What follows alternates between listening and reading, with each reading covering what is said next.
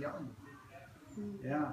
And so from there, we know that God's word is very powerful, where it pierces right to the heart. And when it came to that, this is what I still am having trouble with. This is where, if you guys can come in on this, why do they choose to live that way?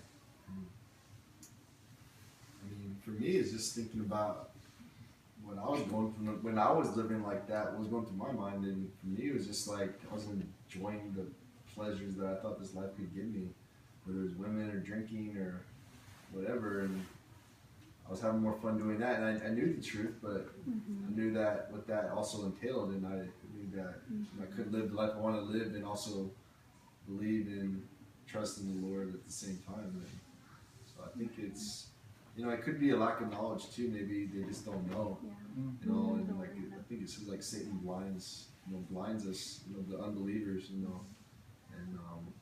like when Paul met Jesus, and then it said like the blinders, the shades fell from his eyes, and he saw clearly. So I think it's definitely a spiritual battle, but I mean, just from my experiences, like I was enjoying what I thought was fun, but then come the consequences, and then it's like, okay, God, now I need your help. It's kind of, but I don't. I was talking to my dad today, and we were talking about my brother and my younger brother. My dad was telling him that a guy came up to him and gave him a Bible verse, and he was telling my dad that it really touched him.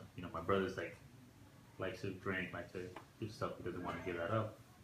And so I was thinking of that. I don't know if you guys seen that picture. It was like a little girl holding a little teddy bear, and Jesus is holding a bigger one. He's like behind his back. And so that analogy, it came to my head when I was telling my dad, I go, this is what is for him. He has a little teddy bear, and Jesus said, give me that.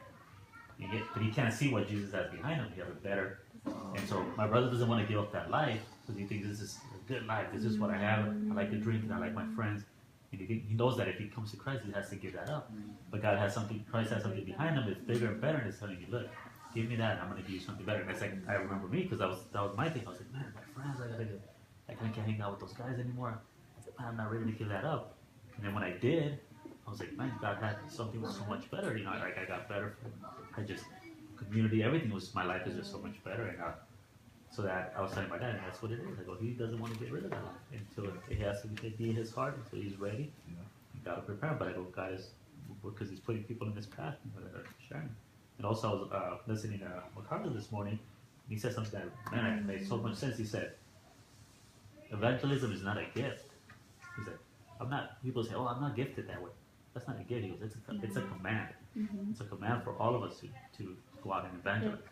Yeah, it's not that it's a gift. A gift is, there's different gifts in the Bible that talks about, but that is an actual command for us to go out there and evangelize. But sometimes I'm like, I'm not gifted like Ogie or one of those, or Blue, Yeah, like Ogie or Blue, those guys that just have that natural, I'm not like that, I'm like, I'm not gifted. Charisma, huh? Right, and I'm like, I always use that excuse, like, I'm not gifted, but no, it's like, that's not a gift, it's a command, Yeah, he talks to everybody. I think, like for myself, like when I met all you guys the first time, I think it was my first step was just being scared and not knowing, being afraid to be judged about your past, because I felt like I've done wrong, you lose I lost my family for this my actions, but I also feel like the past is just feel like it's like just a weight on your shoulders. So I think it's that feeling of, you step into something like, say, like a group like this, you'd be scared. You used to be scared to open up your mouth because you feel like you're being judged. You don't have anyone accountable, but you're not letting yourself open up your heart to or your ears to even listen, because you have so much hurt, so much anger. Because it's like anything else. It's like, okay, if there is a God, then why is this happening to me?